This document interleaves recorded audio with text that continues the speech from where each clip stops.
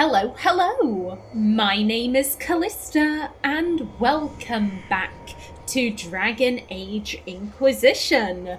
In the last episode, we took out another Red Templar stronghold, camp, whatever you want to call this. We took out another one, and I believe the last Red Templar encampment is Suledin Keep itself. Now, we will get to that in just a minute. There was a bit of party banter in between episodes. I'm going to insert that right here.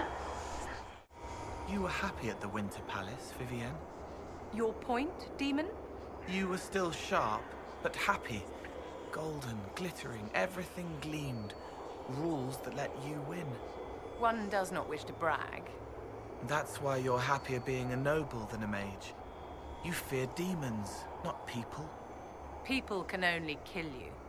Gown perfect, shoes perfect, hat perfect, staff a symbol, not a weapon. My room, my people, mine. Out, please. Okay, good stuff. And we do also have to explore the Tower of Bone. First things first, you. Okay, 6. Okay, 1 there. 1 there. Let's find the edge. I got flipping it. We can go all the way around. We can't normally do that. Okay. Anything? Anything up there? No? Okay. Now then, let's sweep. Oh, we got a 3rd. 4.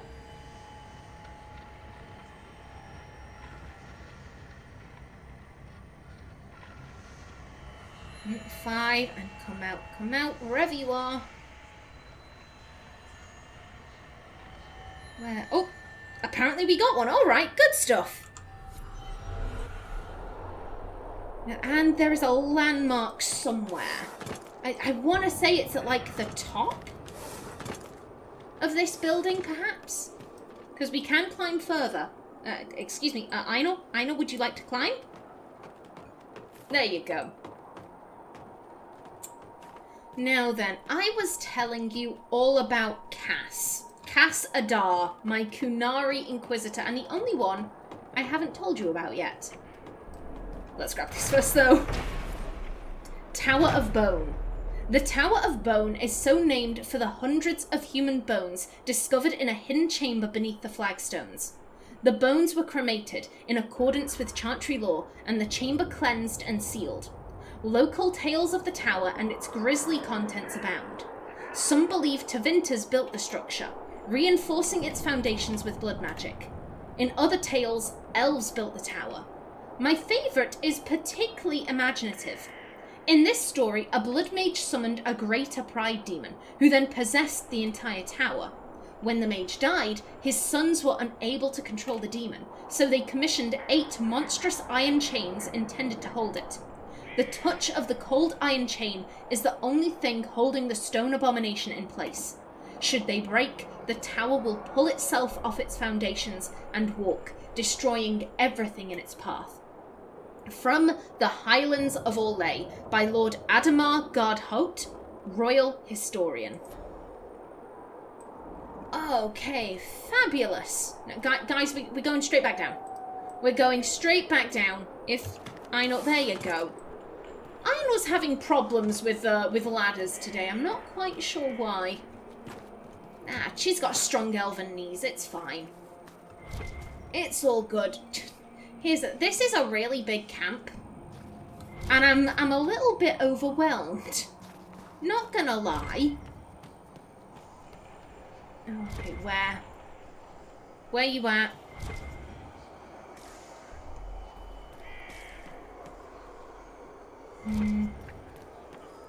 More red lyrium. Charming.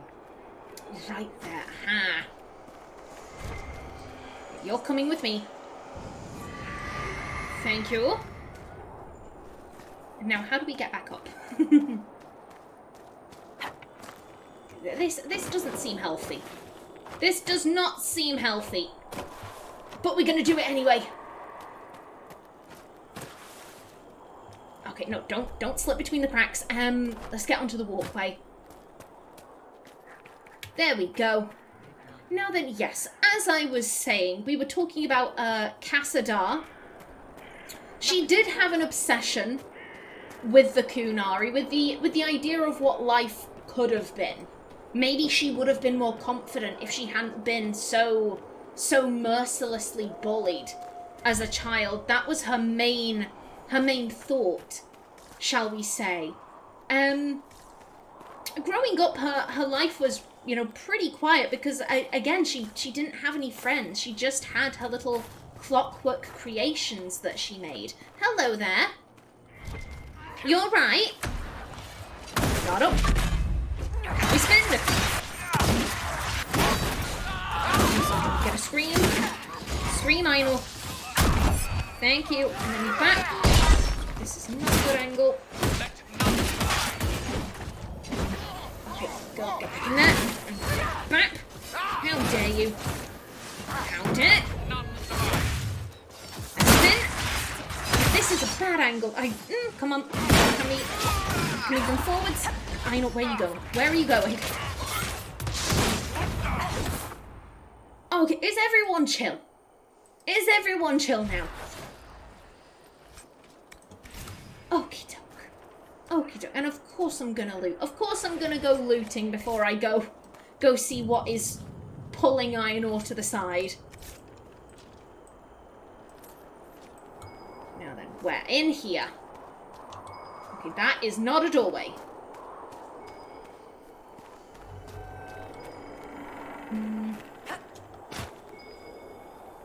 Over here. Okay, can we... There we go.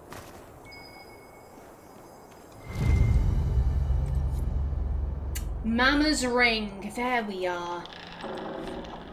Snow-covered diary. An excerpt from Adeline's diary. A messenger came today. He said Gerard was killed. He tried to explain to Remy how it happened, but Remy wasn't listening. I had to tell him to leave. I tried to explain to Remy what it all meant, but I don't think he heard me either. He just shivered and asked me to put more wood on the fire. I don't think he understands. Maybe he just doesn't want to. I hate this war. Yeah, it's tearing families apart, unfortunately. Now then, I see you. Aha. Letters home. Dell. It is Aldrich, like I told you it would be. I always know when it's him. I get that prickle on the back of my neck. Maker knows how it happens, it just does. You should have trusted me. I knew he wouldn't let me go. I'm going to lay a false trail, get him away, then double back to come at him from behind. Then I'm going to find him. Then I'm going to end him, excuse me. I hope I'll have the opportunity to send this. Maybe I'll find a messenger in Sahrnia. I just like writing to you, talking to you. It makes me feel like you're close, like father's close. He taught us everything he knew about hunting, which gives me the courage I'll need to do what I have to. Love always, Diane. So this is Diane and Aldrich. They're the people from earlier, the guy who was like, ooh, the hunt, she's a wily one, she's cunning. And it was all leading up to he's actually chasing a woman who wants nothing to do with him. This is the continuation of that story. She's decided that, you know what, he's stalking me, he won't let me go, I've got to kill him. Fingers crossed that she actually did, because I've got to be honest, she's the one I'm rooting for. Stalker guy can get fucked. She's like, no, if a lady says no, that is an answer. No is a full sentence. Half-written letter. This letter was never completed and seems to have been discarded. Dear sister, how have you been? I hope the weather in Jada is milder. They say there's a blizzard coming. I'm not looking forward to it. Has there been much Templar activity in Jada? You hear such rumours these days, that the Templars no longer answer to the Chantry. How can that be? There have been some in town doing business with Mistress Poulin. I hope rebel mages aren't hiding out in the ruins. If they are, maybe the Templars will deal with them. Jada was so much more peaceful. I miss it. Oh, I'm sorry. I'm sorry. Let me just finish exploring these buildings, and then I'll be able to go into what I was saying a bit more. Is there something in here? Where's the door? Right there. Aha!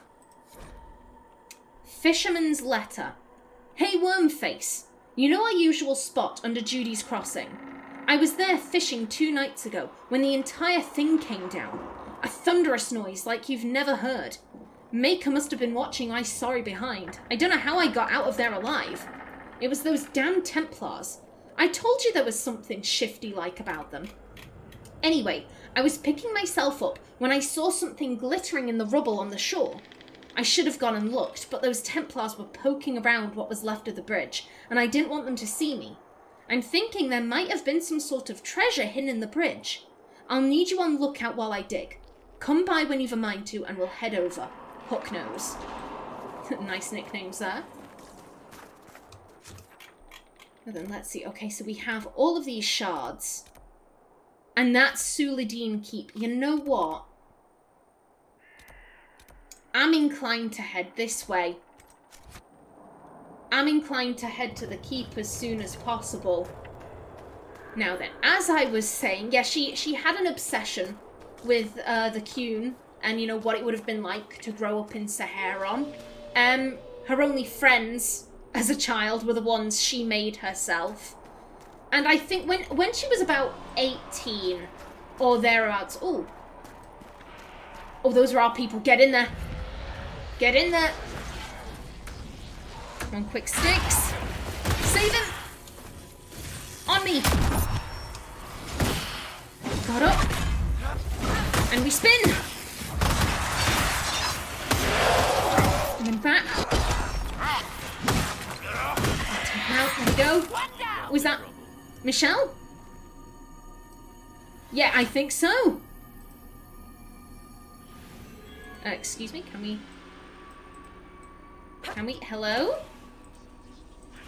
Can we speak to you? Maybe not. I mean... Sir? Sir, hello? Are you alright? Let's just step away for a minute. Excuse me. Red lyrium. I would prefer not to linger in its presence. We all would, but I can't speak to Michel for some reason. Okay. I guess he has nothing to say then, alright. In that case, I'ma just leave you here. News, Herald. Your efforts to drive off the Red Templars have not gone unnoticed. Imshael knows we're here. He sent Red Templars after me, and a pack of shades descends now upon Sahrnia. The people are defenseless. I must return without delay. It's up to you to destroy Imshael. Okay, there we go. Flippin' heck, took you a while. You run off, we've got the demon. That's all good. Do I really want to bring Iron Bull? Yeah, fuck it, why not? Go on. Stun the gate, there we go. More sad splinters, yay. No, yeah, when she was about 18, her parents did insist on giving her some training. I think they did try to set her on a melee path, but she's just not particularly strong. She is not a strong young woman, so they had her learn the bow instead from a hunter who kind of owed the family a favour, shall we say. Back up.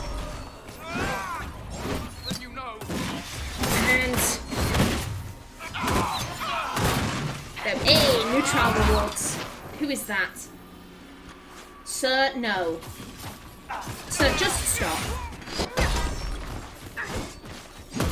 There we go. So yeah, she did know how to shoot an arrow, at least. To be fair, she wasn't the most combat-oriented person. She really didn't enjoy fighting. She just wanted to make her little clockwork machines and all of that. That's really been the only thing she's ever been interested in. When she was 18, her parents got in contact with another Qunari like them who had lived under the Qun, who had run away. They had all run away as a group, and this person was a part of the I can't remember what the group is called, but the mercenary group that Attire is part of, they're a member of that, and they basically kind of said, listen, you know, we have this kid, she can shoot an arrow, she's not the best, but she tries, bless her. She's a Qunari, like us, obviously, and as things stand, you know, she wants to be around her people, and she's kind of developing this obsession with Sahrnia, and we're kind of worried about her. Could she join your mercenary group? She can shoot, she's perfectly capable. She stutters a little bit because she doesn't like killing, but she can shoot. You can train her up, she's got the basics down. Would that be okay? And their friend said, sure, send her over. So that's how she ended up with the Qunari mercenary group. Suledin Keep documents. Do we know anything about that Imshael fellow? Where did he come from? Why are we to defer to him? He's not from the Order, so far as I know, and there's something about him that makes me uneasy. Hayden. Guys, he's a demon. You're the Templars. You're supposed to be experts on fighting demons. And now you're a serving one. Oof, that must sting. That must absolutely sting. Suledin Keep documents. An excerpt from the journal of a Red Templar. Writing has become difficult. There is a sharp pain in my hands when I move them, like shards of glass in my knuckles. When I look in the mirror, I don't recognize myself. I remember when Lieutenant Erasmus got this way. He looked like a living corpse. His complexion a facsimile of the blush of life. Instead of blood, it was pulsing red lyrium. It killed him and kept him alive at the same time. I don't want this anymore. It gave me power, but it goes against everything I was taught. Sometimes I am swept along with the fervour, but in quiet, I remember what I was, and what I believed. Some say Imshael can cure us. He can pull the red lyrium from our bodies, if we ask him. But there's a price. No price would be too high. I just want to be myself again. Yeah, there are dissenters in the Red Templars ranks, but it's when you get them all together, they all kind of hype each other up, shall we say. Hello! And spinny spin! Got up. Back. There we go. And one of these. Smack him, there we go.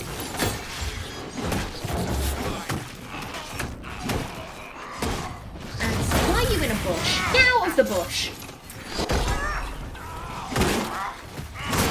Is he dead? Yeah, I think so. I think so. That's one way to hide. Oh no, the Inquisition is here. Get in the trees. Oh, flipping heck. That's disturbing. Test notes. We must carefully control exposure to red lyrium. The last one entered a savage frenzy from the lyrium. We had to put it down.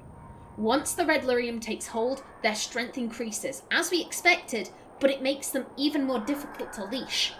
Until we obtain the creatures in large enough numbers to test different techniques, we will never achieve a reliable method of corruption and control. I may have to recommend setting aside the entire experiment. Surely the behemoth serves our purpose. Yeah, there. Do we just smash it all, or what? They're giving red lyrium to ogres. 'Cause that's smart. Or giants, rather. Test notes. The giant brought from the Emerald Graves last week died this morning. It had received a small injury to the abdomen that eventually killed it. We have only one surviving giant. Fortunately, the first changes have been promising. I am hopeful. It must be difficult to capture the creatures without violence, but there is too much at risk in beating them into submission. Breeding them might be feasible. Unfortunately, no one has spotted a female of the species. How do they breed then? Do they breed via osmosis? Is that... they just spawn in? I don't know. But yes, as I was saying, so that is how Cass ended up with the Qunari mercenaries. It was basically a favour that her parents called in. You know, they thought it would be helpful, you know, having her be around others of her kind, and hopefully, you know, considering that some of them were people who had rejected the Qun, who had ran away, maybe they could, you know, properly get it through to her that, hey, the Qun was terrible. Your parents aren't being melodramatic. It was awful living there. You shouldn't be idolizing them. Like, we're telling you it's bad. Please trust our judgment. But yeah, no. Cass kind of needs to see that for herself. That's how I'd word it. Everyone's telling her that it was horrible, but she doesn't know. She wasn't there. And all that she does know is that life in the Free Marches has been extremely lonely. Take that out, okay? Now, I will say, Cass is Andrastian. She was raised, you know, in a very chantry-loving village. Her parents... Oh, okay, didn't hit us. Good stuff. You know what, big boy? I don't like you. Let's... Yeah, that did hit the giant. Good stuff. Whee! Please, don't leave the sphere. Come back in here. Okay. You don't have yours. Cloak of Shadows. I don't even know what that does. I don't even know what that does, but do it. And that's to revive people. Okay. Okay, do this if you please. Scream. I'ma just focus on killing this thing for right now, because it's, No, Ogre's infected with red lyrium. No, thank you. I know. Get up. Get up, go. Spinny spin. Whoa. Whoa, what happened to it? I think we yeeted it into the air and then the fall damage killed it? That was beautiful. That was truly beautiful. Mate, you're dead. You're dead and we killed your friends. And your pet ogre. So cool. I was talking with the servants back at Skyhold. None of them can remember you. They're scared of me. Strange boy, doesn't move right. Magic, mage, monster. It's better for them to forget. Why do you let us remember then? Sarah's at least as freaked out by you as the servants. If she forgot me, she might hit me by mistake in a fight. That'd be really disappointing for her. She's got her heart set on hitting you on purpose. I mean, he's got a point. If they're really freaked out by him, then maybe forgetting is for the best. So you're coming with me, thank you kindly. Good stuff. Now then, yes, as I was saying, yeah, that's how she ended up with the mercenary company. That's what she was doing at the Conclave. You know, the mercenary company was, you know, hired out to help keep the peace and all of that. She does believe in the Maker. She is Andrastian. I don't think she ever thought that she was chosen by Andraste. Not like my Trevelyan genuinely believed. She was like, yeah, that must have been Andraste in the Fade. That makes so much sense. But Cass would never be so big-headed as to think that, like, oh yeah, a god would pay personal attention to me. Yeah, that makes total sense. She didn't know what happened. She hoped that it was Andraste. She really hoped, you know, that would turn out to be true, but she didn't believe that to be the case, if you understand what I'm getting at. Okay. Who, what, where? Okay, so down this way?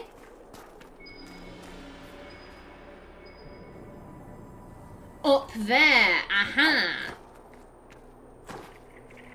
Can we even get up there from this angle? I mean, perhaps? No, I think we're gonna have to come back and come down. I think. We've got another dead ogre. Oh, hello there. You're coming with me. Thank you kindly. A yoink. But yeah, as to what her choices were. Okay, let's read this first. Suledin Keep documents. Hayden. Everyone makes you uneasy. Calm down. What I hear is Imshael was sent to help oversee red lyrium growth in the quarry. He supports the cause, and that's all that matters. Keep your nose down, do your job, and don't antagonize him. Carnal. But yeah, Cass chose to go and seek out the mages, but she ended up conscripting them because she is a simple lady, you know, like time travel and all that gubbins. It's odd, and you know, it's things that she doesn't really know about, and it scared her, you could say. It really freaked her out, so she chose to conscript them. At Halam Sharel, she actually ends up making them all work together because she thought that was probably the best way to go about things. Excuse me, where? Aha! Bottles of Thadus, Abyssal Peach. Not so much filtered as dredged. Should be kept in a cold, dark place. Also locked. Forgotten as well, if one is wise. Ah, well, we're not wise. We want to get hammered. Yeah, at the Abyssal Palace, she actually got blackmail material on everyone. And she was able to get them all to work together, which, as you know, is one of the worst endings that you can do, but, she didn't know that. Okay, that's an invisible wall. Good stuff. Just checking. With the Grey Wardens, she chose to send them away. I should also say the choice in the Fade, all of my Inquisitors choose to have Hawk die. No matter who is there, whether it is Hawk and Alistair or Hawk and Stroud, because I don't have a world state where Loghain survives beyond the first game. No matter who it is. Oh, flip it. Oh, hello there. You're right. You're right, mate. You did do the thing. I don't know what that did, though. That's the problem. Guard up. And we spin. Oh. Full damage might kill him again. When he comes back. If he comes back. No, seriously, where did he go? Where did he go? Cotton Eye Joe? We're just not going to question it. The ogre is gone. At least we don't have to deal with him. Okay, and last but by no means least. There we go. Good stuff. I wonder what happened to that ogre. Seriously. Where did it... Is it in the trees? Did we send it to the sun? That's weird. That's weird and demonic, and I don't trust it. Yeah, so, no matter what, no matter who is in the Fade, all of my Inquisitors choose to have Hawk die. Because, again, Hawk is some random no one. In the grand scheme of things, if you remove the fact that they were the protagonist of the second game, Hawk never really did anything, so there's no reason to, you know, go so far as to save them over a Grey Warden. Okay, the giant isn't in here either. Okay, good stuff. You know, I've only got 3 minutes left, and this seems like a pretty good place to save, so I'll just finish off my thoughts. Yeah, so all of my Inquisitors sacrifice Hawk. Aenor and my Kadash choose to keep the Grey Wardens around. From Aenor's perspective, it's because she respects them so much. From my Kadash's perspective, it was because, you know, why waste an asset like that?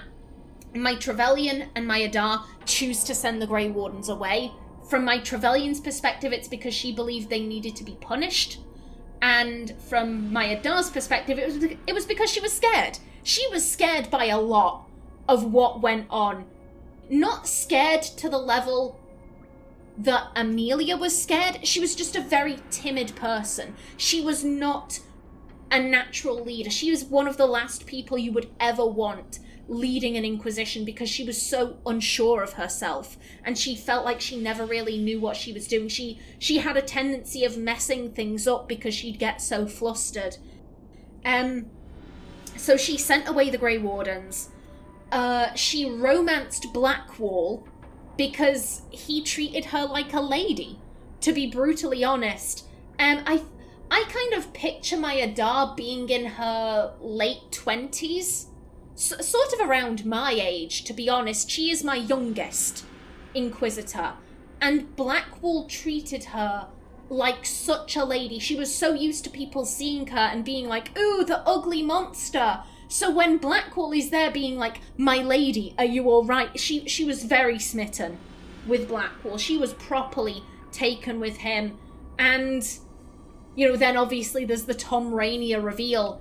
She got him out, obviously. And she says that, basically she says once the Inquisition is over, we'll send you to the Grey Wardens.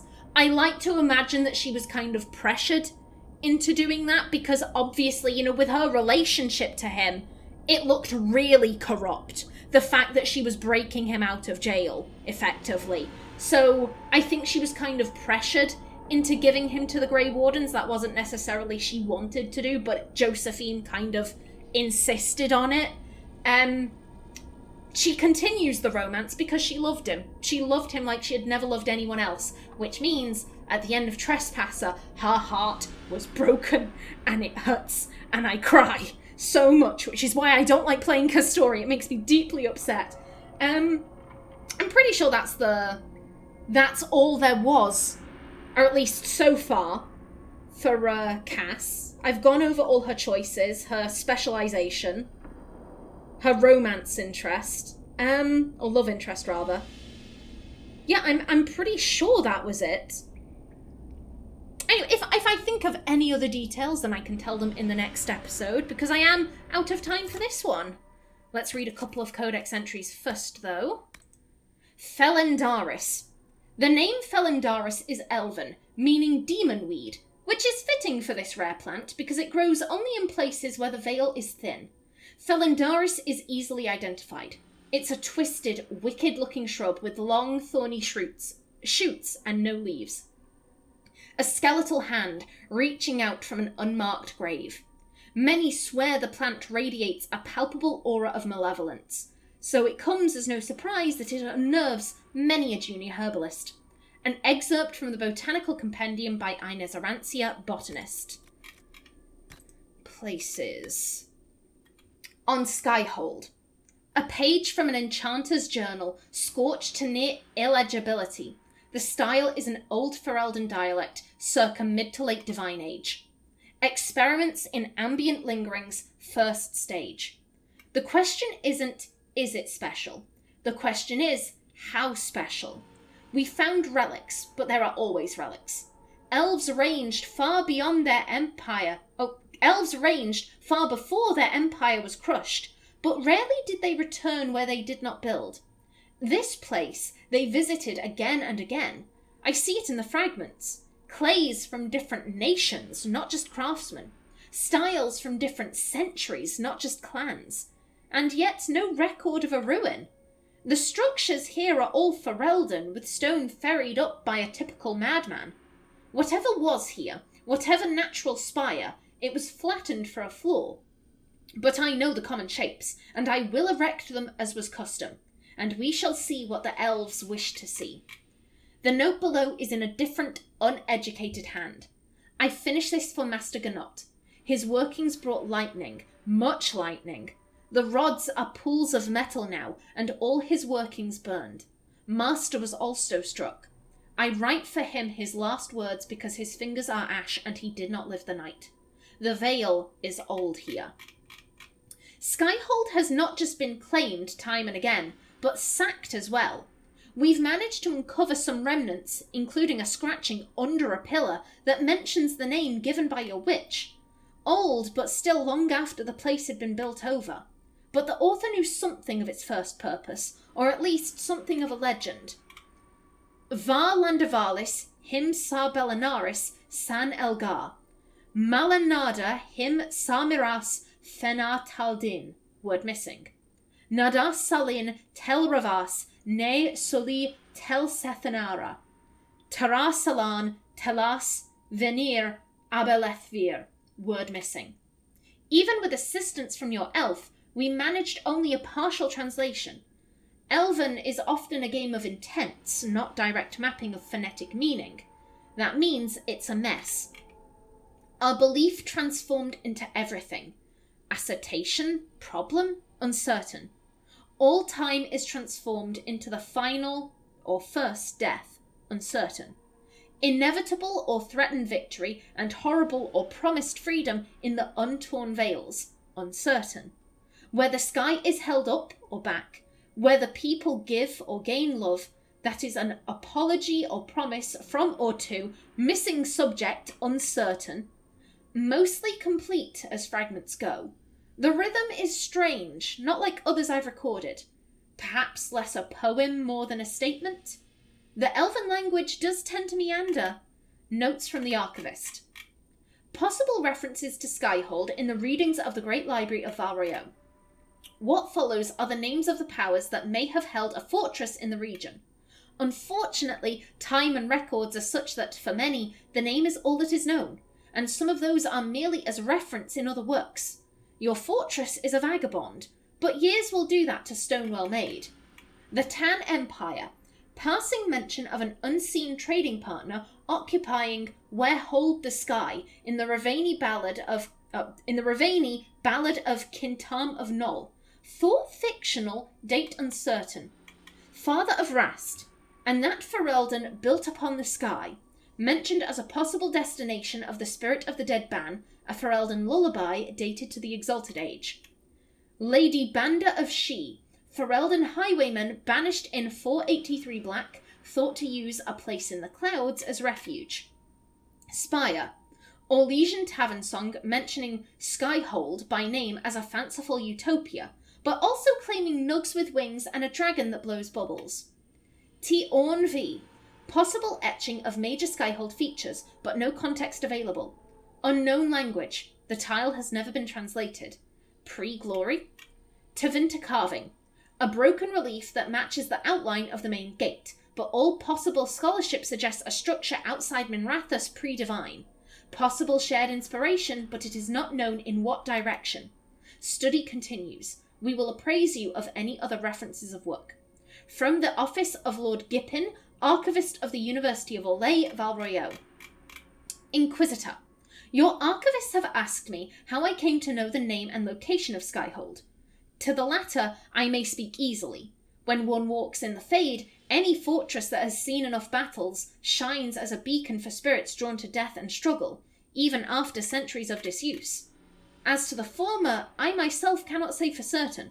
The whispers of old memories carry 1,000 such names upon their breath, and it is possible that this name belonged to some other keep in some other land. Still, it seems an auspicious name, for there is one peculiarity of language that your scholars seem to have missed. When the words reached my dreaming mind, Skyhold was not simply a fortress near the sky, nor was it some simplistic allusion to holding up the sky. Skyhold, Tarasalan Talas, was the place where the sky was held back. Given your efforts against the breach and our battle against a madman who seeks to assault the Black City in the Fade, I can only hope that the Inquisition's new stronghold lives up to its name. Solus. Very interesting final entry there. Considering this one was so long, I'll leave it at 2 codex entries for today. And that is all for today. So, please remember to like if you enjoyed, leave a comment below, and if you wanted to subscribe, it would be very much appreciated. I've been Callista. Thanks for watching, and see you in the next episode.